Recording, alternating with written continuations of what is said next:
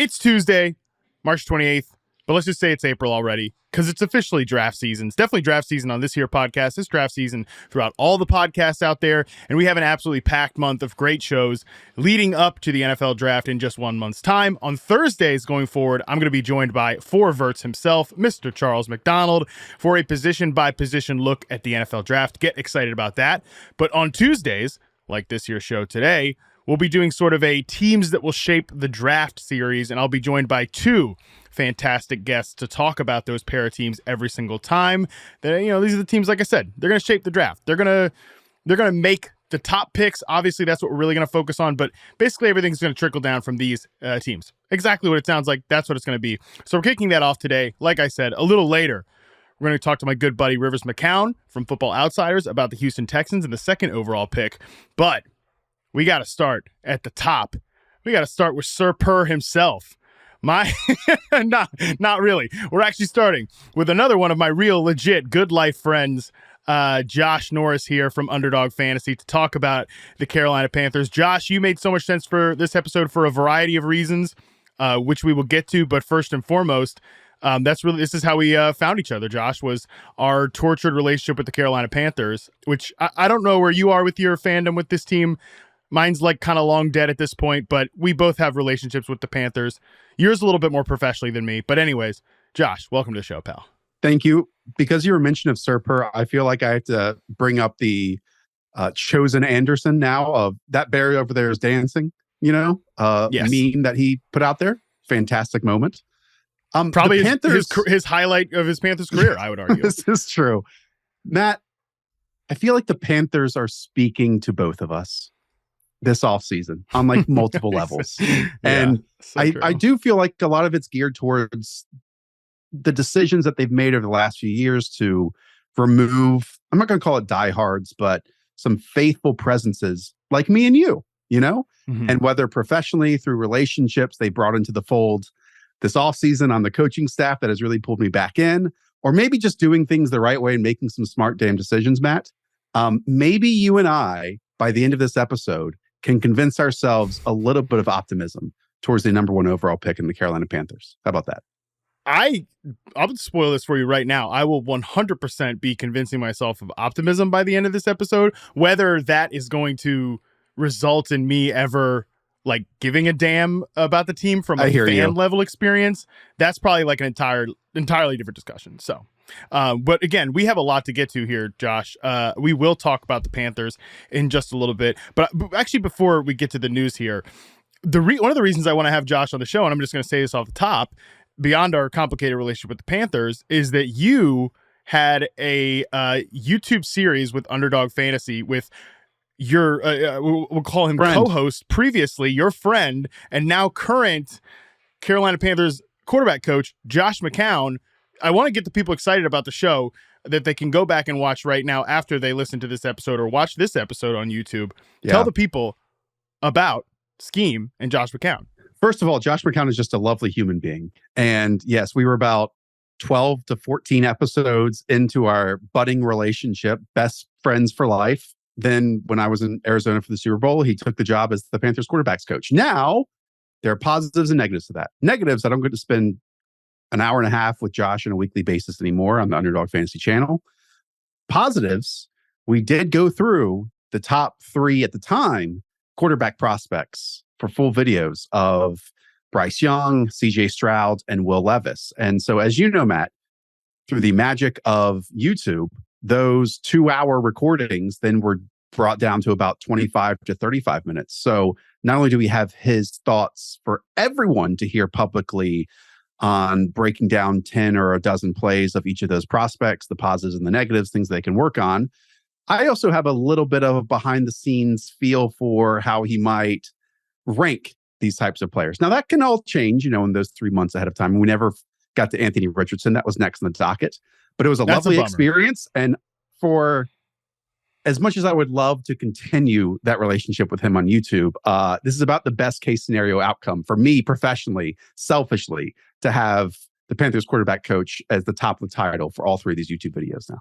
I'm going to tell you right now, I think probably in terms of for the series, whether it could continue or whether like you can be like, hey, this is a current quarterback coach in the NFL, I actually kind of feel like this is the best case scenario for you, period. And for me, I definitely wasn't going to get Josh McCown on this show, so I figured I'll go to the other Josh. By the way, we're going to be talking about Josh McCown on the show. We've got Rivers McCown coming up. We've got Josh Norris right now. This is going to be a very confusing episode for me, so we'll see if I can really bumble my way through this all. But again, we'll get to all of that. I do want the people to be excited about it, but we got to cover just a couple quick news items. Let's do it.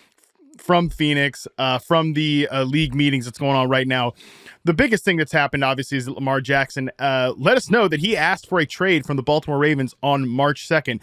If you haven't heard about this yet, I mean, I appreciate this being literally the only NFL and potentially sports content that you consume.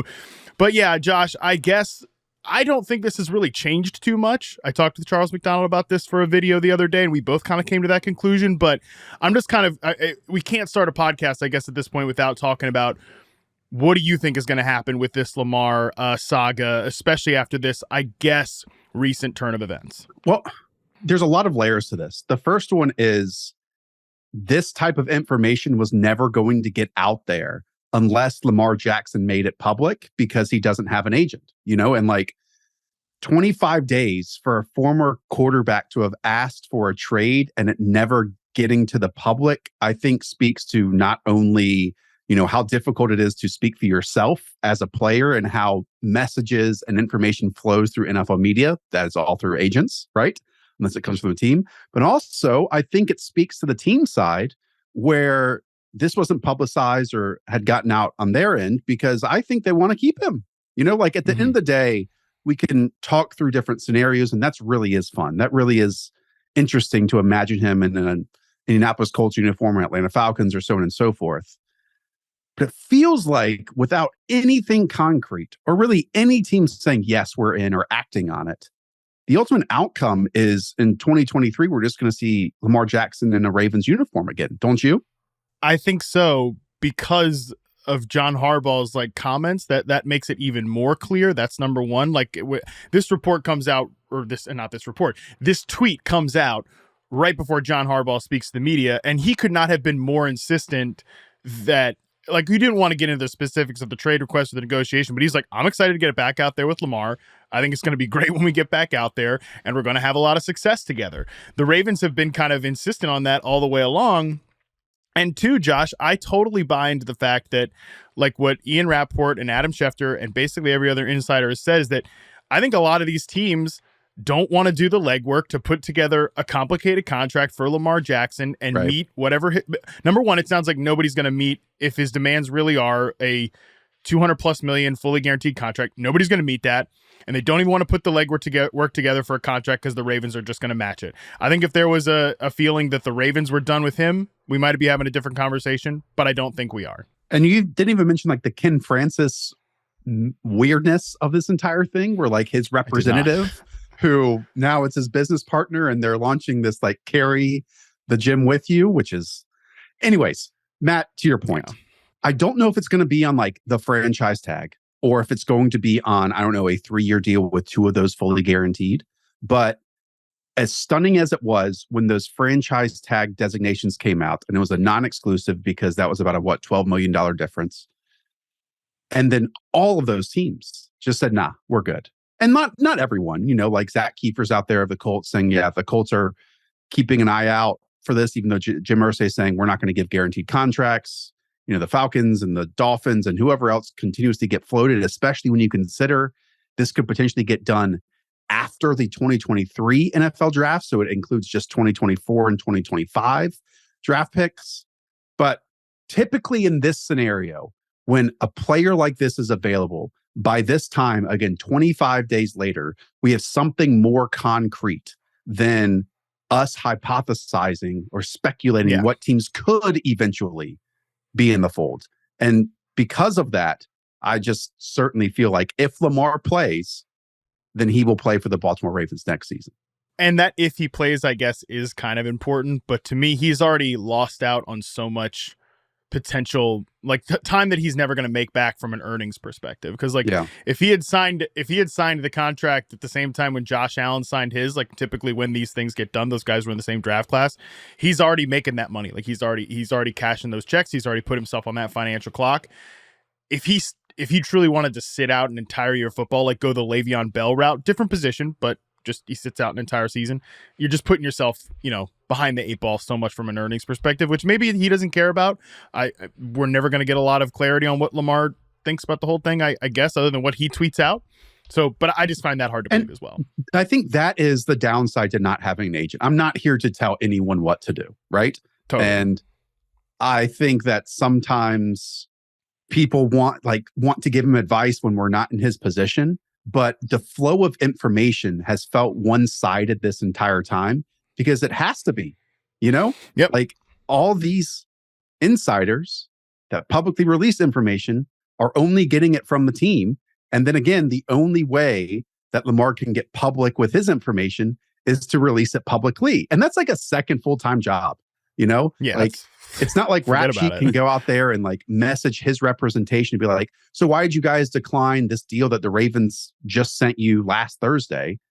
Because it's Lamar Jackson is the only one reading it and his mom, So I feel like that has made it more difficult and more unique from our perspective to try to make sense of this weirdness of, hey, if you and I ran one of the 32 organizations, I guarantee you we'd show more interest than it seems like any other organization is right now, And so it's just trying to make sense of that from everyone on the outside when no one on the inside is showing any interest at all, really. Yeah. And I think, like you said, this could get done after the NFL draft. Which would be wild. Never. It would absolutely be wild. And then we're having a very different conversation. But regardless, I think we're going to get little trickles like this maybe from him, because I think it was sort of a, hey, this is your moment to control the narrative. So maybe he maybe he does this more often, because then you see the Chris Mortensen thing right after where it's like, gosh. Oh yeah, teams are concerned about his nutrition and his sleep habits, which, by the way, he's a professional athlete, like totally legitimate. You should be tip top on your sleep. You should be tip top on your nutrition. But that then comes from, that's the Ravens sort of counter striking back. Like that's the NFL counter striking back. So maybe we see this more. Maybe we see nothing. I really have no idea, and it's just impossible to speculate. But I think we're both on the same page that it feels unlikely that he's playing anywhere else for another team. Yep. Yeah, that feels very unlikely. All right. Other quarterback news we got out of the last couple of days, the 49ers brass indicates that Brock Purdy is the preferred starter in the fall. John Lynch said the following: I think Brock has earned the right with the way he played, that he's probably the leader in the clubhouse at that.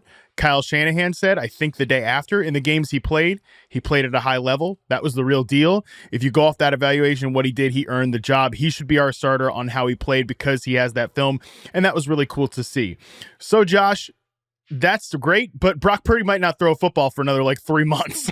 Yeah, there's a lot of layers to this. And I think Kyle Shanahan came out today and said that we won't know for another 2 months if it's a 6-month or 8-month injury, right?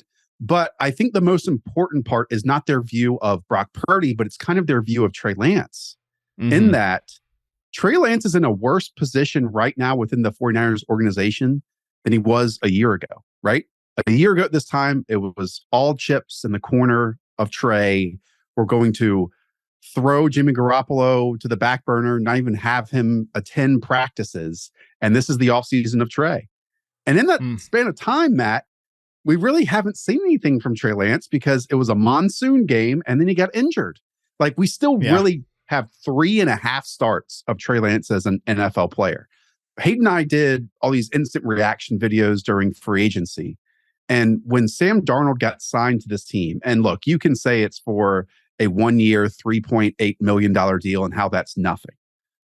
My Brian Windhorst fingers to the ceiling went a bit crazy because that's the 15th largest cap hit on the 49ers roster this season. Okay, That's one thing. 2, this is Sam Darnold, and while he can be considered a bust, has also started 19 games, I believe, over the last 2 seasons. So for someone who was just 26 years of age, the same age as Hendon Hooker, who's entering the NFL this season, that never stood out to me as just a camp arm, as just the third quarterback on the roster.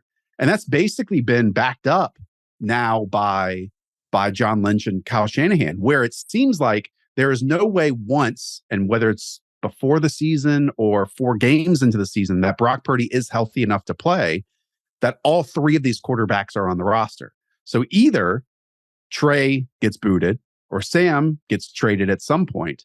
But I mean, even mentioning that, hey, Trey Lance and Sam Darnold are going to split starting snaps at OTAs, or both are going to get starting reps at OTAs, puts a real microscope on what the change has been over the last 365 days within that building for Trey Lance, for sure.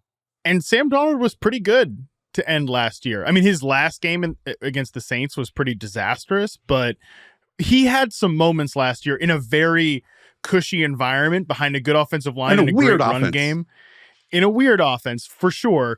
But hey, I mean, this is a pretty cushy environment here in San Francisco. Sure. I think this tells us a couple of things. The Kyle Shanahan probably really liked Sam Darnold when he was coming to the NFL. Yeah, I mean, it tells you that because they made that signing fast. They didn't wait around. They targeted Sam Darnold. It tells everything that you just said about Trey Lance. I think it backs that up. But it also, I think, is a little bit of like, hey, we can put not anybody. We can't just put anybody back here, but anybody with like a certain baseline of NFL talent we could put into this offense and we can go to work. I think Sam Darnold would be that guy if Trey Lance is not ready. Well, because you don't pay $4 million for a quarterback to be inactive every single week. That's just simply not going to happen. I think it's feasible, and it really does all depend on Brock Purdy and his health and if he's going to be ready for training camp or even week 1 or 3 weeks in the season. If they trade Trey Lance, I think trading Trey Lance is within the range of outcomes this offseason. Totally. And I think it really depends on how well he plays during OTAs and training camp and handles those starting snaps. I don't know where you are in this, and I'm sure you've charted Brandon Ayuk and Debo and those guys this offseason. I'm a Brock Purdy fan. I'm not, I don't think he's like a flash in the pan type guy.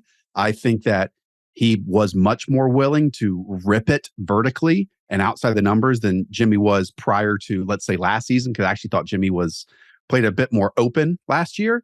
But the number one thing that always stood out to me with Brock in comparison to Jimmy was his movement. Like the little instances of explosiveness or twitch is probably a better word for it, would create openings in these almost out of structure extended plays that Jimmy could never do.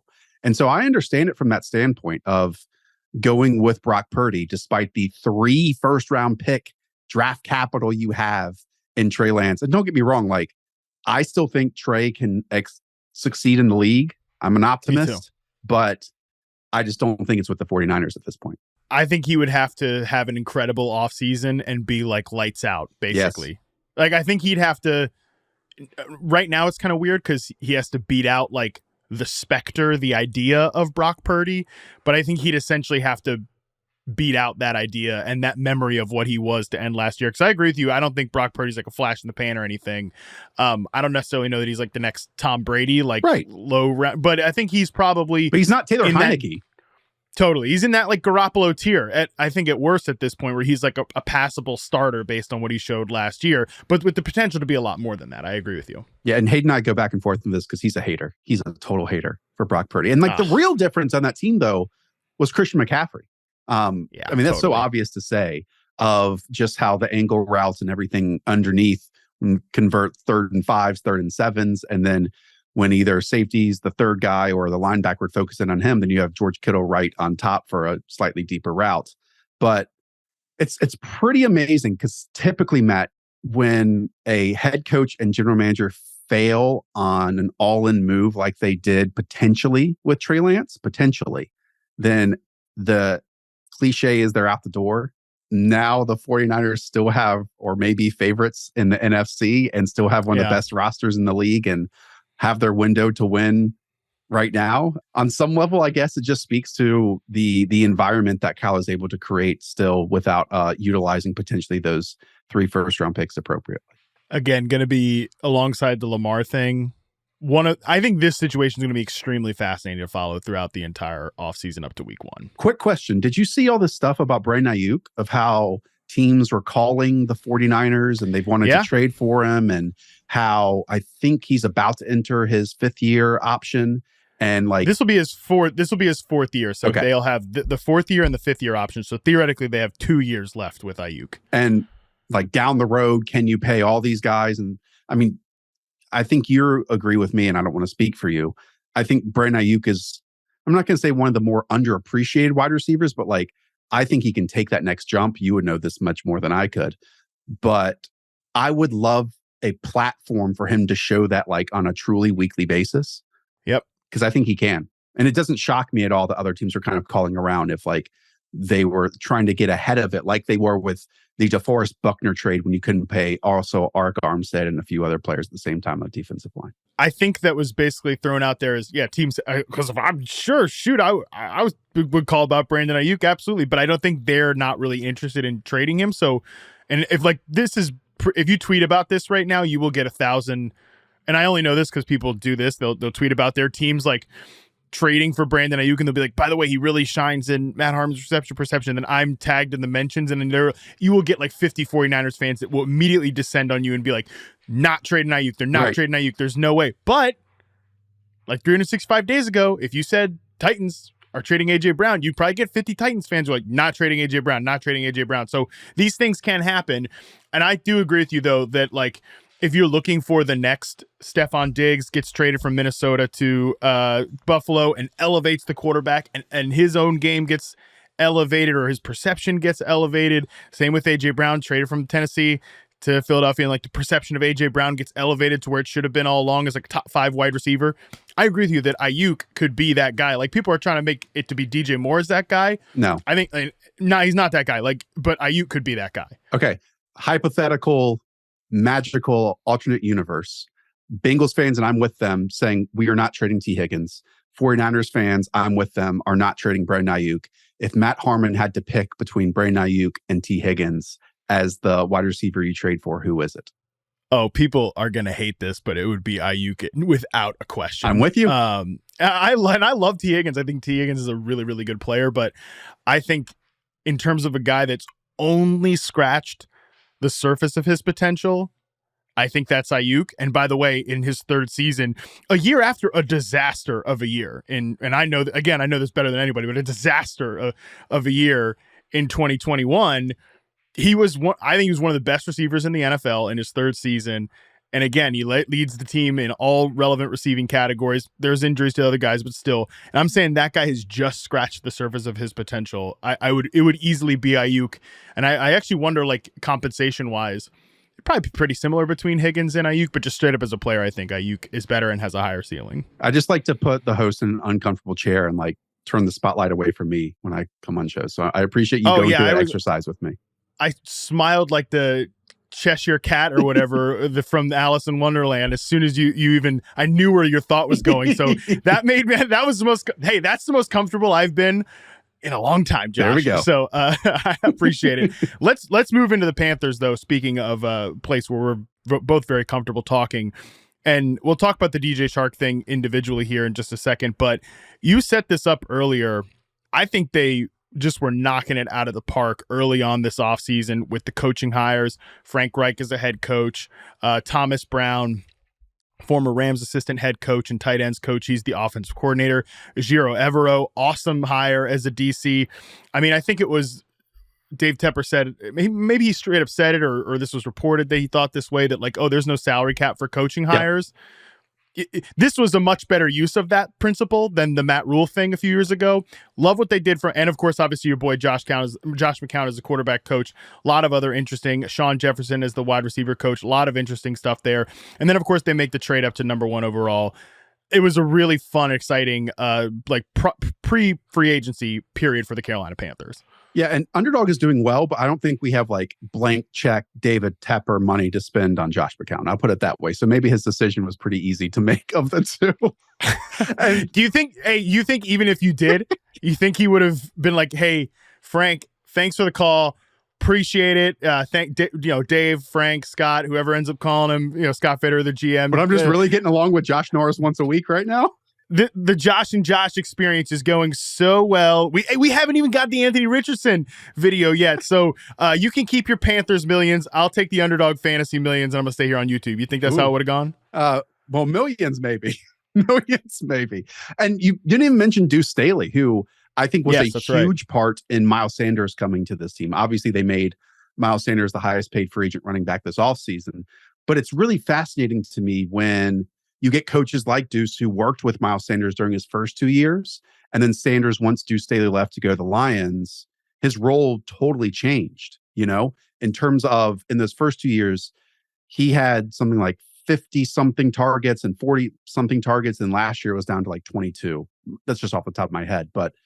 And then you speculate, at least I do, when looking at the contract, he is 100% locked into their starting running back the next 2 years. I think he's going to be a feature back for the team, a 3-down player. And then Frank Reich goes out there and says the exact same thing. Yeah, Matt, what I always love during free agency is seeing the money, seeing the guaranteed money, seeing how the contract is structured, and then trying to follow the money and guess like how these players are going to be utilized. Because I think it does open up this little window where, at least for fantasy football, best ball, whatever, like there's a window where you can maximize on ADPs. I think for the Panthers, there was a few. But yeah, I mean, the offensive line, as you said at the top, I think is the core of everything, because they can, and a few guys in Brady Christensen and I believe it's Austin Corbett have 2 injuries, but like they have all 5 starters back.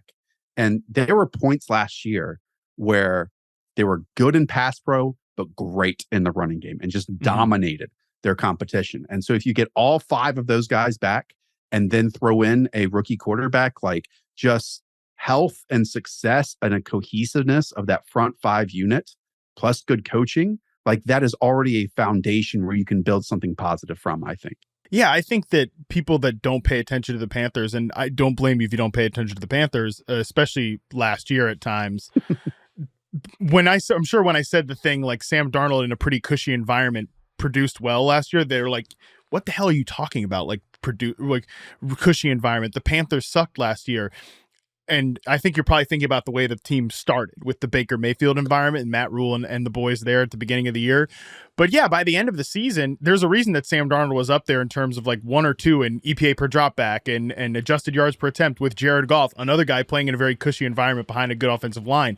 Like this is not a disastrous situation for the eventual number 1 pick to get dropped into because of that offensive line, because of the potential run game and the defense too. Like, this is not a total disaster slate. We'll talk about the skill position guys here in a second, but I agree the offensive line is where everything starts for this team, and the coaching staff hires around it, I think, show that this team sat there and looked at itself, looked in the mirror, and is like, we're not 1,000 years away. We can get pretty good right now. And Scott Fitterer even said that in the last few years, they've invested so much in offensive line and so much on defense that this was going to be a quote unquote sexy draft in terms of utilizing that on skill position players. Yeah, no kidding.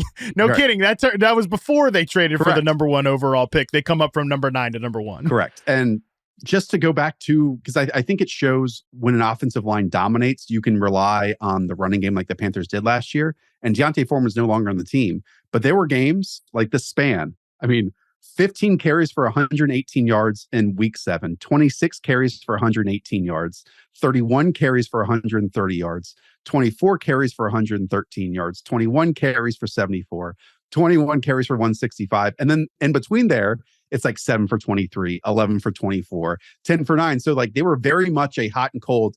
If it worked, we're just going to run smash mouth football and that's how we're going to beat you. And if it doesn't, we have no answer. Obviously, it's a totally different coaching staff now that, I think it's almost two brain trusts. Like you have the Frank Reich, Josh McCown, who have worked together in the past. And then you have Thomas Brown, who they didn't even know, who interviewed for the head coaching job. And then they're like, we need you as our OC. And just those two, I think, creative sides coming together and again, creating a environment to succeed with that hopefully they now can find some talents to maximize those, especially in the receiving game. I'm optimistic, man, especially when you look at, I don't think that they can make a wrong choice between Bryce Young and CJ Stroud at the number 1 pick. I think both are really, really good options out there.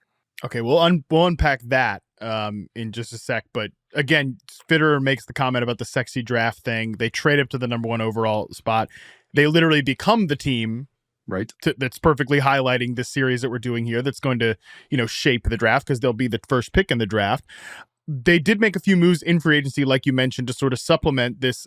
Like after they traded DJ Moore, I'm looking at that receiver depth chart, and the running back depth chart, and the tight end depth chart. And it's like, this is, nothing. I mean, like, The XFL's going on right now. There might be a couple of those depth charts that could have given the Panthers then a run for their money. Maybe they could give However, Hakeem Butler a chance, you know? Oh my God. As a tight end or as a wide receiver, I don't, who even knows?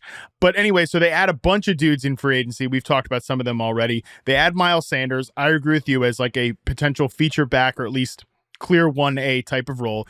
Hayden Hurst, they gave pretty decent money to Hayden Hurst to come in there and be the tight end.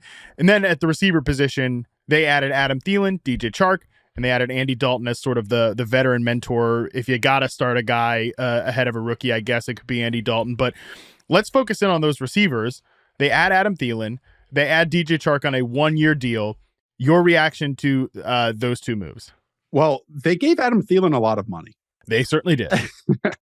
And I think Adam Thielen's, and you can argue the benefits of yards per route run and so on and so forth, but I think it generally might point us in the right direction of, I think over the last 6 seasons, it's declined every single year for Adam Thielen. Yeah.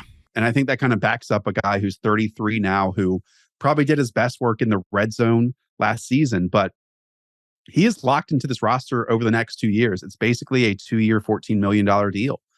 Maybe that is, and look, I'm going to walk down narrative street here, Matt. I think on some level, when you talked about it, inexperience at the running back room, inexperience at the wide receiver spot, new coaching staff, almost certainly a rookie quarterback who's going to be working with Andy Dalton. A veteran voice, a veteran presence is probably they felt needed in that room and in that environment. And so I think on a weird level, that's why they felt that Adam Thielen was totally necessary. Now, more of the wild card is DJ Chark, I guess. Mm-hmm. When you look at it, it's just a 1-year, $5 million deal, but it's a bit spicier than that when you add on the fact that they added void years to the end, which means that they really wanted him. They prorate his bonus for an extra 3 or 4 seasons, despite it just being a 1-year contract. So it's not your normal 1-year deal. And then we get Frank Reich saying, hey, man, I've had my eye on this guy for years. I think we can develop him to being more than just this vertical player like he was with the Jaguars and the Lions. And then dovetails that, Matt, by saying, well, he also just had foot surgery and he might miss OTAs on top of this. I'd love to get your perspective. Was it foot or was it ankle? It was one of the two. One of the two. Yeah. I'd love to get your perspective on this because, I mean, this is a guy in DJ Chark who was basically drafted to run off coverage in Jacksonville so Leonard Fournette could eat underneath. Had an awesome 1-year season that went for like over 1,000 yards and has bounced around and kind of been non-existent ever since. Yeah, and I think that is backed up by who he's been on the field. I mean, sometimes with the Lions last year, the guy is like turning like a semi truck, trying to get down like a tight space. So I think, and the lower body stuff is important here because I think it was an ankle injury that ended his final season with the Jaguars. I believe he suffered an ankle injury during portions of last year with the Lions, and then I'm pretty sure it is an ankle injury that he's having surgery on here. So the constant lower body stuff makes sense. He just doesn't separate, and I think that Thielen, in conjunction with DJ Chark, I think Thielen still could like find the soft spots in zones, but he's definitely a declining player. He's always been a better zone beater than a man beater. So where DJ Chark still really wins, though, is he's not going to get open on those vertical routes, but he's a great ball tracker. He's a true X receiver. He can win those. He can win in isolation there because of his ability to track the ball down the field and be a contested catch player. So I understand why they were high on DJ Chark. Also, again, it's the who Terrace Marshall might be is what I think DJ Chark is right now. Although Marshall might have more juice at this point just because he's younger and he hasn't had the lower body injuries. But was Scott Fitterer the one that drafted Terrace Marshall, or was that like Marty Herney still there? No, I know they said, I can't remember because there was so much like they drafted Terrace Marshall when Joe Brady was the offensive coordinator and Correct. then Joe Brady got canned. But I mean, Marshall has been a bad NFL, he's one of the worst performers in reception perception each of the last 2 seasons. So yeah, I mean, I don't even know if it's worth bringing up Terrace Marshall. It's definitely not worth bringing up Laviska Shenault because I know you and I both think he's not a real wide receiver. Correct. I think only 4 of his receptions were beyond the line of scrimmage last year. So like he's extended handoffs, but you and I can fight that fight just amongst ourselves. Yeah, let's not spend any time on the podcast doing that. But basically what I think you get in Chark is like a potential like a passable number 3 receiver and like a passable starting X receiver in the NFL. Yeah. I think that Adam Thielen can be that extra coach on the field, but also like potential big slot, like flanker and 2 receiver sets that is going to be a reliable short area target for whoever the quarterback is. And again, based on where they were a month ago or whenever they made that trade to get DJ Moore off the roster, that's a little bit better. It's a little bit of an improvement. Right. You and I had a good conversation on Twitter. It was very brief about DJ Chark. And, I think that year with the Jaguars was really stuck in my head. And I actually went back and watched his highlights from that season, even though it was like 2020 or 2021. It was a long I think it was time 2019. Oh my gosh. It was 2019. Yeah. And it was hilarious to go back and watch because I'm not going to say it was busted coverage, but it was a lot of single high stuff. And he was just outrunning everyone. Like it felt like nearly every single one of his catches was 15 plus yards down the field. And then he just outran everyone. And then I went back and watched some, sideline copy or end zone copy, all 22 of him last year in the Lions. And yeah, he was dealing with an ankle injury, but I totally get what you said. I feel like in my brain, I was chasing the explosiveness that we saw in 2019, but it really wasn't existent last season. And I think those lower body injuries, I maybe have taken something out because, as you said, he's more of a contested catch guy now versus a run away from you guy now. And there's a clear difference between that because life is more difficult as the latter. Yeah, I promise I won't get on my soapbox about this, but all during the free agency process, and even when he's out there, people are like, oh, the Chargers should sign DJ Chark because they need speed in their offense. And he ran a 4.3 coming league, right? But it's not speed anymore. Why should I give a about what DJ Chark ran in the 40-yard dash like 5 years ago or whatever? Like, watch what he was with the Lions last year. Watch what he was at the end of his Jaguars time. Again, I think he can be a useful NFL player. He can be a useful NFL player for the Panthers. But yeah, I'm with you that like anything 2019 and before, just basically get it out of your mind. It is. I have a hard time doing that sometimes too, but I think on this player it makes sense. Because, but when a guy gets 1,000 yards, you think he has that potential. But just going back and watching in the same hour back to back of when he got 1,000 yards and how it happened versus what he did this last season, it just doesn't seem like the same juice and explosiveness is there at all. So regardless of, the deep stuff with DJ Chark, I think you and I both agree that this is a pretty decent landing spot for a rookie quarterback to come in. And the Panthers clearly saw that as well. And they wanted to get their pick of the bunch. So Josh, with your knowledge of your buddy Josh McCown, not Rivers McCown, who's coming up later, but Josh McCown, Josh Norris. Man, that's confusing. Who do you think the Panthers are going to take at number 1 overall, regardless of what you said was that you don't think they could go wrong? So maybe who do you think they should take? Who do you think they are going to take? Tell us what's going to happen here. Okay, I'm going to implement some of my belief and then some of just hanging out with my best friend for life, Josh McCown. All right? Current Panthers quarterback coach. Now, I think my bias in there is we never even discussed Anthony Richardson. So I have no idea. And for one, McCown is only like one of 6 voices that is going to make this pick. Now, he and Frank are like best buds. Okay. So maybe I would be shocked if they disagreed on who the top pick was. And if we can get into a little like body language reading too, I think Josh may have played his hand a little bit for CJ Stroud's pro day. Because I believe it was Andrew Hawkins who I think they played together before. He was like, my buddy Josh has like, he's got to hide his poker face a little. You got to work on his poker face a little bit. I mean, he did those 7 back bro pats in about 48 seconds. He couldn't stop touching CJ Stroud after that pro day. I will tell you this. I will tell you this. The most excitement I saw from Josh was watching Stroud versus Georgia in the semifinal for the national championship. There was an awesome 2-minute drill that he played perfectly. The ball basically didn't touch the ground. And then there was about 3 or 4 plays out of structure that he saw immediate disruption, used his athleticism, reset, and hit these sideline or vertical shots. And Josh McCown was fired the F up. Okay.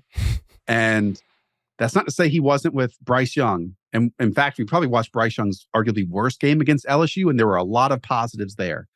But when anyone goes and watches CJ Stroud, the consistency that you see with the ball placement, like drive in and drive out, play in and play out. You know this from watching Olave last year and Garrett Wilson and Jackson Smith and Jigba. Like, it doesn't matter if he's opposite hash to the far sideline and the corners in a perfect trail technique, the ball is going to be on that upfield shoulder perfectly, you know? Mm-hmm. And I think the only thing that you have to do with Stroud is to coax out his athleticism a bit more often. And anyone can go and look at Josh McCown's mock draftable page. Freak of an athlete. Okay. That's true. Yeah. So I think that Josh will be able to do that with him, you know, working one-on-one. So I already have a little bit of money, and this was before, on CJ Stroud as the number 1 overall pick. Again, that is not anything that I know since talking with Josh, but I just feel like that is his type. And again, the excitement was palpable in that moment of watching that type of player. We're going to break down the quarterbacks in depth with Charles McDonald, like I mentioned, not on this Thursday, but I believe next Thursday we're scheduled to do that. So I won't dive too deep into my CJ Stroud thoughts, but I can totally see what you're saying, that excitement was probably because I think Josh McCown sees all of that, the high floor of CJ Stroud, like all of the stuff that you talk about, like, which by the way, that's not necessarily just like high floor game manager stuff, but like accuracy and being on time, being able to run an offense, like that's high level stuff. But I think he sees where the floor could be, but then coaxing that athleticism out of him might be what gets McCown and the boys really amped up to take him to the next level. To your point, I mean, the comparison he made, and I thought that this was way too far of a jump. He compared him to Joe Burrow, like flat out. Like, I see it. Yeah. I didn't even push that at all. And he's like, oh man, he's Joe Burrow. And what we saw from Burrow this year of out of shotgun, not under center, always seeing the defense pre-snap, post-snap, and, you know, getting it to the right person. I'm not saying Stroud is on that level, but he is like the distributor of this group. Like, there's an element of, I think, Dak Prescott in there too, where he's not going to wow you too much with athleticism or putting the team on his back. But like, I'm kind of sick of scouting the helmets a little bit with these Ohio State quarterbacks, because I thought Stroud had to go from like 1 to 2 to 3 or 1 front side to 2 backside. And as soon as he went backside, the ball was out. And again, it's face mask or in between the numbers or front shoulder, back shoulder, any of it, wherever you wanted, he'd put it. And I feel like Frank and Josh feel like they could build a really, really sustainable offense around a player like that versus someone like Bryce Young, who obviously is accurate and for a shorter quarterback can definitely work the middle of the field more than, let's say, Kyler Murray can.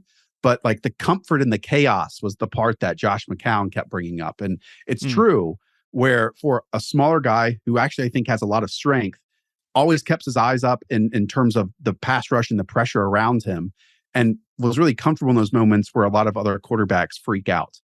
But the metronome of CJ Stroud will always stand out to me. Sustainable and metronome probably sounds pretty good to Frank Reich based on what he just went through in Indianapolis at the quarterback position. So I think that makes a lot of sense. Last question on this, because I've kept you longer here than I wanted to, Josh, but we got into a lot of stuff. After they potentially take CJ Stroud or whatever, and maybe that does actually inform, and I think it probably should inform like what they do next with the rest of the offense. But let's just live in the hypothetical that we think is going to happen. They're going to take CJ Stroud. They still have a second round pick, 39th overall. They have a third rounder. They have 2 fourths. They have some decent picks because of the McCaffrey trade. Yep. And you mentioned Burrow. I've been saying on this podcast a lot, I would love to see them go the Burrow path. Like, take him number 1 overall, take CJ Stroud number 1 overall, and just earmark that 39th pick. The Bengals were a little higher up in the first round because they naturally got that number 1 overall, that number 1 overall pick. Just earmark that for a receiver. I don't know if that's what they'll do, but they have other capital there to continue to add to the receiver room alongside Chark and Thielen.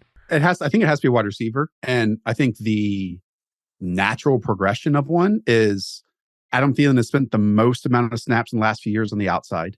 DJ Chark's the same thing. I don't think they really have a natural slot receiver as we think of them, other than like Shi Smith on the roster. And like, we can do better than this. No. Yeah, we no more. None of that. And I actually feel like 39 is like the perfect spot to take a bunch of these mighty mice that make up the wide receiver class this year, whether they be like anywhere from 5'8" to 5'10" and 171 pounds to like 182 pounds. Matt, it feels like the X receiver is just extinct, at least this year. Yeah. But someone like Josh Downs, I think, makes a ton of sense. I know like everyone's rankings are going to be wildly different. And like people don't believe that Zay Flowers could be there, or Jordan Addison, and obviously JSN certainly won't. But I would prefer, and this can come and back to bite me, I would prefer someone like Josh Downs than like a Jalen Hyatt. I don't know if you've gotten to those names yet, but just for the type of wide receiver room that they are building right now, they don't have a Josh Downs type. My question to you, not to throw you a curveball, if you were the Panthers, would you have dropped from 39 to 74 and taken Elijah Moore? I mean, yeah, because I think like if I'm looking at these receivers in this draft class, it's a lot of Elijah Moores.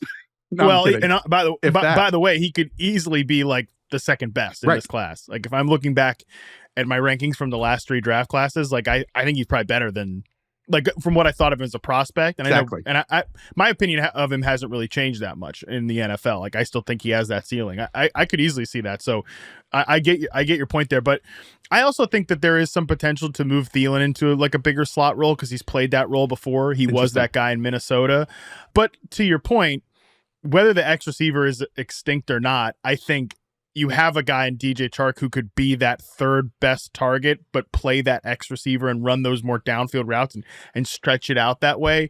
And then, yeah, you get a guy like a Josh Downs or someone like that creates a ton of separation. I think that would help a lot, whether you're playing him at flanker, whether you're playing him at slot, whether you're moving him in between those two positions. Because I agree with you that at 39, that's what's going to be available. It's a guy like that, not a, big X receiver type of player. Right. And I can't get off the CJ Stroud thought process for number one, and just like look what he did and the feel that he had with JSN, who I'm sure you've studied, and that like the mind meld that those two players had in terms of hitting the second window or sitting in this space, and as soon as it hits, and like how JSN's able to roll away from the coverage as soon as he catches it, like it's all in one motion and momentum.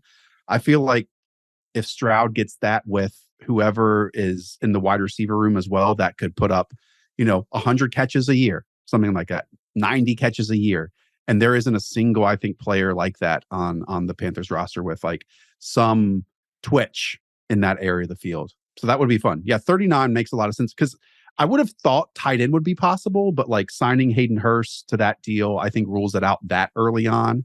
And then obviously not a running back because Miles Sanders is the 3-down player for the next 2 years unless he falls on his face. Yeah, man, Zay Flowers would be a lot of fun. I agree. Yeah. I don't know if he makes it to 39, but that would be the perfect type of player to build that mind meld. And, I've got a lot of exposure to CJ Stroud, by charting Ohio State's receivers the last 2 years. I've had about enough of Zay Flowers' quarterbacks just doing work this year. Oh, my God. I feel bad, and I know this isn't the wide receiver show. We're posting about 12-minute videos on all these prospects on our channel, but Zay Flowers had to play with that jerk of a quarterback, and then he also had to like be a vertical receiver. And then some of his best stuff, and he just didn't get to run it that often, was like, hey, let's run some drags and get you an open space close to the line of scrimmage and allow you to win after the catch. And I wish we just got more of that because I think it would appease whatever production concerns are out there. And I think that's twofold. It's working with a quarterback that on 3rd and 7, he's open 12 yards down the field and he doesn't want to take that shot. And instead he wants to check it down for like a 3-yard gain and get to the sideline and not make a mistake. Well, Josh, appreciate it. I think we've learned that the Panthers have some passable starters on offense. They potentially could have CJ Stroud, who I really like. Your buddy Josh McCown obviously really likes, and they've got potential to add some more to this room in the draft. So I think we did convince ourselves into some Panthers optimism from this show. So I appreciate you doing that with me, Josh. Tell the people where any parting thoughts, and also, of course, where they can find your work and where they can find Josh and Josh talking about CJ Stroud. 2 thoughts. 1, they also got you back as a fan, which is wonderful news. No, they didn't. No way. They could have traded for Ayuk, Steph Diggs, Elijah Moore. Get Sterling Shepard in there, and they still get Curtis Samuel back in the mix. Right. They still couldn't do it. Right. What if they brought back like rookie year Kerry Colbert? Would you like be into that? No, at all? No. That would be the reminder. Like, hey, she doesn't change. The X doesn't change. Okay. Yes, everyone go and check out the Underdog Fantasy channel. Again, we have like 10 to 12 minute videos on a bunch of running back, wide receiver prospects. And yes, if you just go search like Josh McCown, CJ Stroud, all these videos can pop up there too. Matt, always enjoy talking with you about our beloved Carolina Panthers since I'm a reborn Serper. Reborn Serper. That is absolutely beautiful. Again, Josh, appreciate it. I kept you much longer than I wanted to. I apologize for that, but a lot of Panthers excitement. All right, we're going to take a quick break. When we get back, we'll be here with Rivers McCown to talk the Houston Texans. All right, we're excited now to be joined by a longtime friend of mine in the football industry. It's Rivers McCown from Football Outsiders. Rivers, what's going on, buddy? How we doing? Well, we're going to talk about the Texans, and for once, it doesn't make me want to feel very sad. So I'm excited about that. That was actually going to be like kind of my first question to you before we get into like specific players and schemes and what they might do in the draft and all that. I was going to say, like, you've been saddled with following the Texans for many, many years now. And I imagine it's been like a pretty torturous last couple of years, especially, but tell me if, I mean, I think now at this point, I know what you're going to tell me, but the vibes definitely feel better around the organization, around the Texans as a whole right now than they have, I guess, the last 2-3 years, really. Yeah, I mean, you got rid of Jack Easterby. That was a big deal for everybody, even though it kind of slid under the carpet a little bit. You got a head coach who I think everybody actually believes in, has Houston Texans roots, so that's kind of big for the fan base.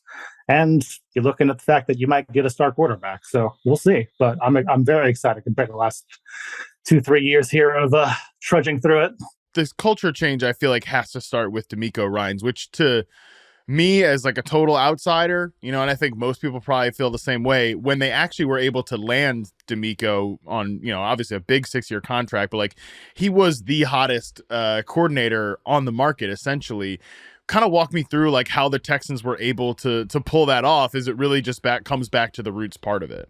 It has been, you know, kind of hinted at and said not so overtly that, yeah, his wife is from Houston. So that's kind of played a part in it. But I think also, you know, he kind of wanted to be here. And, you know, if you listen to Nick Caserio talk about it, he kind of says, yeah, you know, end of our first interview, he's like, hey, come get me. And I think if you look at the way that coaching search played out, it kind of died a little bit after they first interviewed D'Amico, and kind of, you know, says a lot about how much they wanted him.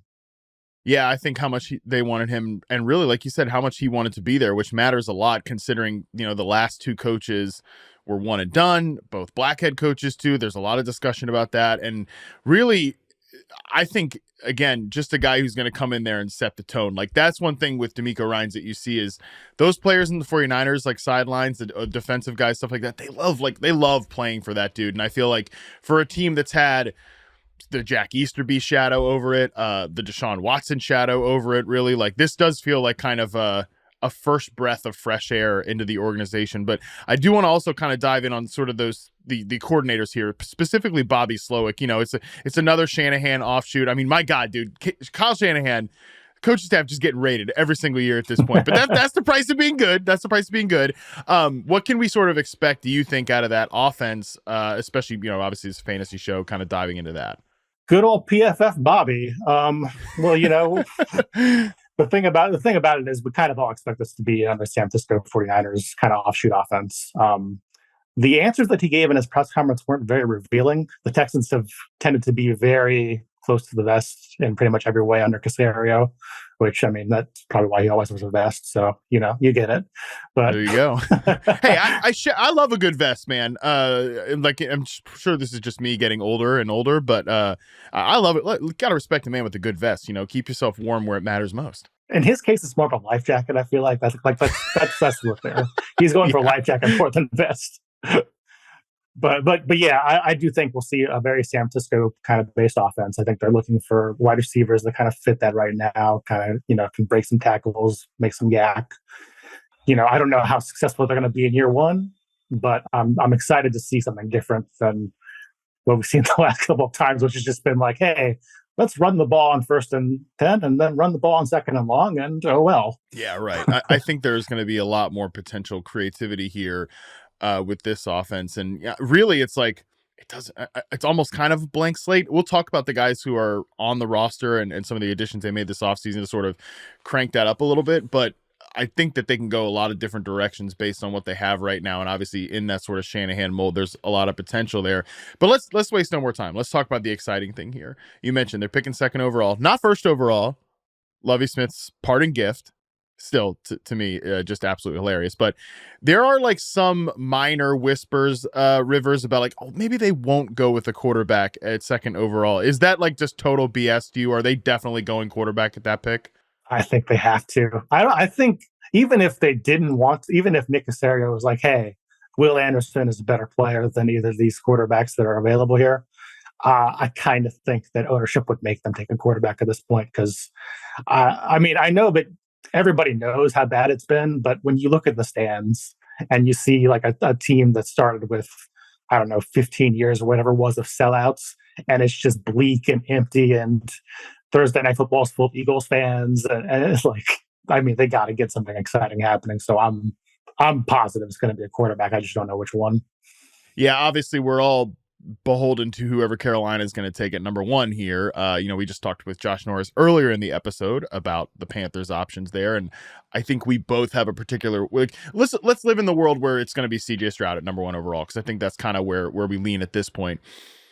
Bryce Young definitely would bring some pop to the stands, but I also think he'd be a fun fit in this potential offense as well. Yeah, I think that would be their pick for sure if CJ Stroud is off the board. I think that they have had an eye on Young for quite a bit now. I think it's very clear that he fits their offensive game plan. I know that he isn't a flawless quarterback prospect because he is not 6'2" or whatever these teams really want. But other than that, I mean, other than the fact that you're going to be cringing every time he gets hit hard in the NFL, otherwise everything else you need to see has been on the tape is he can run play action, he can move in the pocket, he can wait late in the down and find somebody. Like, obviously everything that we've seen has been like, yeah, he checks all those boxes, let's pick him. How much do you worry about the weight part of it? Because that's what everybody says, right? Well, it's not the height, it's the weight, and we know that he's weighed in at 204, the combine, whatever. That's fake weight. Don't care about that. Right. Just you personally, like, and maybe what the Texans might be thinking of this too, like, how much do you care about it? Because I agree, like, I kind of go both ways at sometimes. Like, sometimes I care, sometimes I don't, because we're talking about like, and I agree, like every time he gets hit, it'll be like a little bit of a tight moment. But the guy played in the SEC for a long time. Like, I don't know if you've seen any SEC football lately, people out there listening. They hit you in the SEC and they hit you pretty hard. Yeah, I mean, it's definitely a factor. I guess kind of the way I see it is, does he do enough in the pocket to kind of mitigate most of these? I think so. I think that it does matter to me, and it does give me some pause. And, if I was ranking these guys objectively, I would put Stroud ahead of Bryce Young only because I'm a little bit more sure about some things about him. I think he's got a little bit higher floor. And then what he showed against Georgia was an extremely high ceiling as well. I don't know if you get that every day or not. That's up to whoever winds up drafting him. But that's kind of my thought. And then with Bryce, he does it all, and then it's just a matter of, I don't know about this weight. We'll see. Yeah, I think there's just so much potential there, which I think is the thing. And again, let's talk Stroud too, just in case, because I think right now we're all kind of assuming it's going to be CJ Stroud at number one. The fact that, like I said, we had Josh on, and I mean, he had Josh McCown was on Josh's whole YouTube show, just gushing about CJ Stroud. Now I've got two Joshes and two McCowns. This is a lot for people out there. So yeah, this is a lot. To be clear, we're talking about Josh Norris hosting a show on the Underdog YouTube channel with Josh McCown, but we're talking to Rivers McCown about this. There's a lot going on here. There's a lot of McCowns, a lot of Joshes, a lot of stuff going on. But CJ Stroud, if he's the guy, like if they end up Bryce Young, because there's definitely a part of my mind where Dave Tepper comes down there and says, okay, this is nice, you guys love CJ Stroud so much. Bryce Young, bigger name, bigger ticket, like let's go ahead and take that guy number one. So if it's CJ Stroud in Houston, do you think there's any like lost sleep over that, or just keep it rolling? I think there's a little bit of hesitation there, in the sense that David Mulligetta is his agent, and David Mulligetta was also Deshaun Watson's agent, which I don't know if you've heard about this. It ended a little acrimoniously down here. Yes. So there's been some speculation about that. But ultimately, at the end of the day, when you look at these quarterback prospects, I feel like Will Levis and Anthony Richardson both are kind of a tier below these two. And given the need, I think even if it happened that way, I think the Texans would just kind of suck it up and say, yeah, I guess we're taking CJ Stroud and we're going to see how this goes. Look, obviously, the Deshaun Watson thing, that was extremely frosty with the agent and with the ownership and everything like that. But these situations happen, like as an agent, you can't necessarily, I mean, I'm not going to get inside the mind of an agent, certainly not David Mulligetta, but I'm assuming that you probably can't be like, hey, this guy didn't go so well with this team. I'm just crossing one of these 32 teams off my list for every single one of my clients. Maybe quarterback's different, but I don't know. To me, that would be a bit of a stretch. Yeah, I think I can understand why it's a storyline, and I can understand why fans are concerned about it, because the Texans fans have not had nice things recently. I don't know how deep we need to go into that. I watched Randall Cobb a lot. I watched Pharaoh Brown a lot. Let me tell you that. But yeah, I do think that at the end of the day, if it plays it that way, I do think they will take Stroud. Hey, you can talk as much Texan sadness as you want on this show, man. I mean, that's why you're here. You're here to relive the recent history of this. So Rex Burkhead, third down back. Let's talk about it. No, let's not, please. Yes, let's not. But yeah, I think the Texans, as much as, and again, I think it was a deserved conversation, and it was just kind of objectively hilarious from the outside that they spent all of this time, all of this losing, and they ended up at pick number 2 instead of pick number 1. I do think, though, they kind of ended up stumbling into the best case scenario here, that there really does seem to be a tier 1 of quarterbacks. And like, I think if you wanted to sit there and say Bryce Young was clearly above Stroud, I think I could understand that. I think if you wanted to say Stroud was clearly above Young, I think I could understand that. I don't think at this point in the draft process, Rivers, that you could necessarily say, I think Anthony Richardson needs to be in this group, or I think Will Levis needs to be in this group. There's a clear 2 guys, and sitting at number 2, they're going to end up getting one of those. So even if it was a frustrating way to get there, it feels like kind of a best case scenario for them sitting at pick number 2. It's funny. A lot is made of that nationally, of course. And I think it almost has that tint of Bears coverage to it, because the Bears actually are a legacy team, whereas the Texans are just kind of like, we've been here for 20 years. And that's nice. Nobody really knows a whole lot about the Texans. There's not like a big national market to care about Texans stuff. And I can tell you all about that. There's so much right about the Texans. but yeah, it's not something that I would personally make a big deal about. And yeah, I think kind of like you said, it is kind of best case. And honestly, having to not have to choose between them, it's kind of a blessing in a way. Mm-hmm. You don't have to hear about all the hand wringing about, oh, what if we got number 1? Well, they didn't want to trade for number 1. They're very comfortable at number 2, I think. And yeah, they'll get a quarterback, and that's what we've all wanted.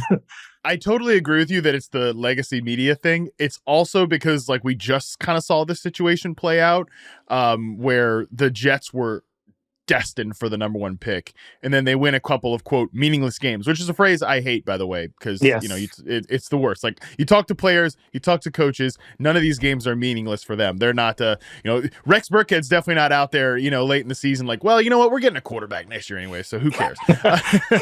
These veteran grinders that the Texans have brought in over and over again, they don't care about that stuff. But we just saw the situation play out with the Jets and the Jags where and then the results of it, we don't know the results of this situation, but the results of that situation could not be any worse than like, well, we could have been at number 1 and we could have Trevor Lawrence, but we ended up with Zach Wilson at number 2. But that is a creation of their own. That's a problem of their own creation there as well. Yeah. It was always weird to me that Zach Wilson got entrenched at number 2 right away. It felt like that was like fait accompli from the combine on. And even watching it back, like looking at the tape and everything, you're just like, how did this happen? What did we all just think he was Mahomes because he made some throws on the run? Like what was happening? People did think that.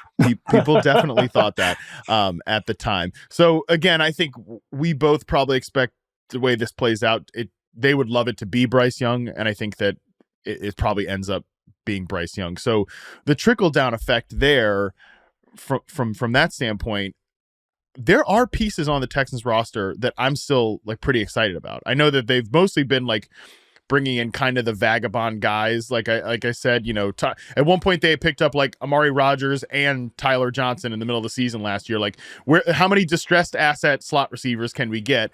I'm not sitting here saying this is like a great roster or anything right now, Rivers, but there are guys like Dameon Pierce. I still have a lot of optimism for Nico Collins as a potential starting X receiver. So it's not like a total loss situation or something that Bryce Young would be dropped into here. Yeah, and you actually have a real offensive coordinator now, which is nice. It's a big boon. They have a strategy that is from this century. So I think that the way this works out is the Texans have a more competent offense next year. I'm not willing to sit here and pound the table and be like, oh yeah, this is top 15, this is top 20. I don't know that they're going to get there instantly, but I don't think they'll be quite as much of an outlier as they have been the last couple of years. Yeah, because again, I think there are guys that, like, there are NFL players on this roster, right? Like, I mean, Dalton Schultz is not some elite tight end or anything, but he is a perfectly viable starting tight end in the NFL. I like Nico Collins. And what do you think about him as a potential, like, number one receiver? They have other draft picks, and we can kind of get to what their strategy might be at 12th overall pick, second round pick, third round pick, stuff like that. But I like Nico, and I think Robert Woods is like, I'm a little worried that we're definitely on, like, not just the back nine, but like hole 18 of his career. But I think in a theoretical sense, like a flanker that you move around the formation is a very good compliment to a guy like Nico. Yeah, I think Nico has shown enough of the flashes over the last couple of years that you can kind of talk yourself into anything happening still. And that is a plus considering what he's been stuck in. He did get targeted a lot when Brandon Cooks was out last year. I think it was something like 9.5 targets a game over that little stretch where Brandon Cooks kind of pouted and was hurt and so on. So I think you can talk yourself into him being something good. I don't know if it's going to be a number one. I think he might be like a good number two. But yeah, he's got some promise. He's got some ball skills in the end zone, which is, if he puts it all together, it's going to be fun to watch. I like his ability off the line of scrimmage against press, and that's just going to matter a lot from like an X receiver standpoint. I've always said like he, in a best case scenario, could be like a poor man's T. Higgins, which I think the Texans would take, and I think that would be a great situation if he ends up becoming that type of player. I mentioned, though, they have the 12th overall pick. Typically in mock drafts, you kind of see like that's the first receiver that comes off the board is the Texans' 12th overall pick, like a Quentin Johnston type of pick there, which from a Yak standpoint, like you mentioned, does make sense. Rivers, tell me if I'm wrong, though. I kind of feel like D'Amico is going to come in here and say, look, I get it. You take that quarterback second overall. Totally understand. But at 12, I'm trying to get somebody to play with on my defense here. You see, I kind of feel like the best case scenario for them this draft is trading down from 12. Yeah. I'm not sure that's going to happen because I feel like once we get past Anderson and maybe Jalen Carter, I don't know how that's going to play out with the legal situation. I kind of think everybody's going to try and trade down. I kind of think it'll be a low price to move up. So I do think that there's going to be a targeting of an edge rusher at some point there, especially given in free agency they didn't really find that one guy. They just kind of splashed around all over the defensive line a little bit. So I can see, you get your Sheldon Rakins. Okay, that's nice. But where's your number one edge? And I think they're going to try to find somebody to develop into that, maybe like Lucas Van Ness or something like that. That would be a great name to consider as a trade down guy. At 12, that might be aggressive, but I think as a trade down, that would be awesome. Again, I just think that you bring in a guy like D'Amico Ryans who builds this incredible defense. Not that he was necessarily the architect, like, they had other guys before then, but he brought such a great energy and a great schematic standpoint to the defense. Like, give him some toys to play with as well. Don't just like, all right, Bryce Young's here, let's stack the deck for Bryce Young. So I like that potential there as a trade down option. And that's kind of why you have to understand, though, Texans fans have sat through years of, as you so eloquently put it, Tyler Johnson and Amari Rodgers. Like, they are desperate for anything that looks like it could be a number one wide receiver. Please give that to me in my mock draft. I need that right now. And I think that kind of raises the boat, and then everybody's like, okay, well, we can give them a wide receiver at 12, I guess. Yeah, that's fine.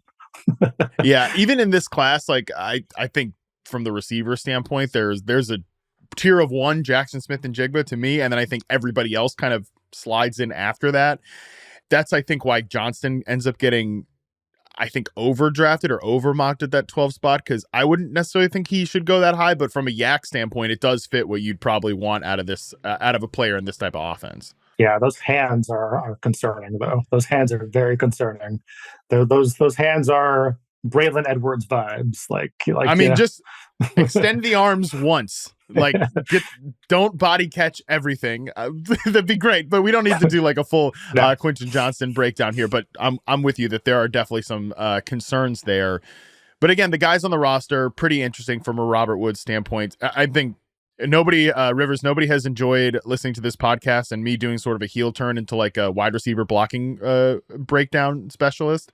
But Robert Woods does bring a lot as a blocker. That'll be key here. Noah Brown is their potential guy that could stick there. I do want to one more receiver question before we move to the running backs.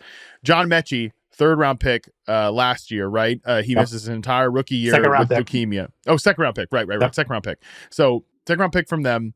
He'd theoretically be reunited with Bryce Young. Where is he at from like a progress standpoint? Because he's another guy that like I kind of thought was a little maybe like a poor man's Robert Woods-ish type of player coming into the NFL. Yeah, still trying to overcome lymphoma, obviously. Nick Caserio was optimistic. They said in January that he would be able to come back sometime during the OTAs period, maybe April, May. I'm not positive, but I guess to me, I'm kind of viewing this as like, if something happens there, amazing. Like, that's a great story, but I would not want to focus on that. And I think, as you saw, kind of bringing in Noah Brown too, like they're kind of, stacking the deck to make sure they're not starting Amari Rodgers in week 15 or whatever, Yeah. Whoever the, distressed asset, like the Giants, they've got 50 slot receivers. They might, let one go in the middle of the year. And the Texans don't want to have to be like, all right, we're top waiver priority. Let's pick up that guy and play him for a bunch of snaps. So can you guys get back to hating Darius Slayton, please? Because that was a lot more fun, actually. Just be mad at him, and then the Texans can have him. That's nice. Yeah, that works. That works for me. Hey, outside guy. We got enough slots at this point. That's not the position the Texans want to find themselves in. I want to hit on the running backs before we get you out of here. Dameon Pierce, obviously great rookie season. And, I talked about him on the most recent episode of this podcast is kind of like, I think, a sneaky winner from free agency if you're really excited about Dameon Pierce, because they had Devin Singletary, but I think Devin Singletary is like a really nice number 2 back. How committed do you think the Texans are to, all right, we are walking into 2023 with Dameon Pierce as our RB1 based on what he showed last year, obviously under a different coaching staff? That's a tough question to answer. I do feel like they're committed to him to an extent, but the way this backfield has played out has been very role focused. Mm-hmm. And I guess as a fantasy person here, I think a lot of people overrate the targets that he got last year. I think a lot of the targets that he wound up getting was like Davis Mills going, oh God, I can't throw it deep. Here. So, I mean, not exactly like designed targets. It's more like, but that's better than nothing. That's better than Rex Burkhead is playing over him in week 1, where we were, not too long ago. Yes. I do think he has. I think he's obviously the number 1 back here. I do think that he will get more carries than not. I don't know if it's going to be like a 90-10 split like it was at times last year. I think it might be Singletary getting, a series or 2, a half maybe, and maybe working on 3rd downs as well. I'm not sure how they feel about Pierce like that. So we'll see how it plays out. But I do think it is very good for him that they did not get a better back or anything, that would really threaten his workload. Yeah, and I think that we're talking about the Texans as a team that like controls the draft and, as a potential controls like parts of the draft, or they're going to be a big team when we're breaking all this down. They have the 2nd overall pick. They have a 2nd first-round pick. They got a 2nd-round pick, 2 thirds, and then a bunch of picks on day 3. I would be pretty surprised if they look at that roster, how many needs they have, and they take a running back in like the 2nd or 3rd round. I don't know. At least I would be surprised by that. Yeah, I think I would too. I wouldn't be surprised to see them add another running back in the draft at some point, but I think it will be low on the totem pole compared to interior linemen, edge, maybe cornerback or safety, depending on how they feel about their veterans. So, yeah, it's probably low on the priority status list. Rivers, last question for you here, and we appreciate your time on the Texans and a much more rosy time on the team. We've mentioned Nick Caserio's name and his life vest there. How he's still like kind of a bit of a mysterious figure, I think, to me, just because like the only thing I think of when I think of Nick Caserio is, besides the vest, now I'm always going to think of that, is like these on the first day of free agency signing like Noah Brown and like Andrew Beck and like Mike Boo, it's like just absolutely like random third string type. I must have Derek Rivers back. He has to be here. Exactly. Get him on the phone. Exactly. And I kind of feel like there's at least a little, I mean, I've seen your clips of the press conference and thoughts like that with Nick Caserio. So I'm just kind of curious, where does this front office stand as we head into a very, very important draft in his time as a general manager? You know, it's interesting.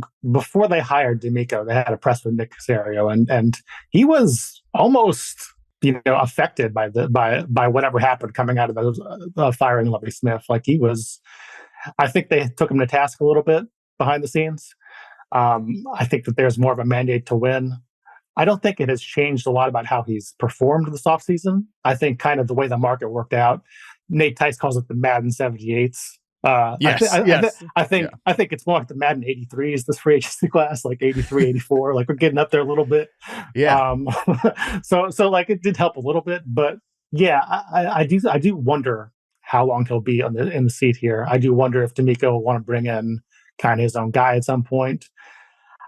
It's kind of, because of that pressure, it's kind of like an open question almost. And I think maybe after the draft, maybe we'll get more clarity on that, I hope. But yeah, it kind of could go either way, and I wouldn't be surprised if it went either way. I sort of feel the same way about it at this point, but they're a very fascinating team. It's a very fascinating offseason for the Texans as they sit at the second overall pick with so much promise and potential. I don't know. I feel weirdly excited about this Texans team this year. So I appreciate your time, Rivers, breaking this down with us as we get to know all the teams that sort of are going to make or break the draft. All right, that's going to do it for us. Huge shout out and thank you to both Josh Norris of Underdog and Rivers McCown from Football Outsiders. Make sure you're following them both on Twitter. That's at Josh Norris and at Rivers McCown. I'm at Matt Harmon _BYB. I guess you can follow me as well. And of course, make sure you're following at Yahoo Fantasy. I'm going to be back on Thursday with our guy, Charles McDonald, to look at the draft class as a whole. And of course, the running backs. That's what we got to start with. Fantasy show. Hello, the running backs, very important. We'll be back then.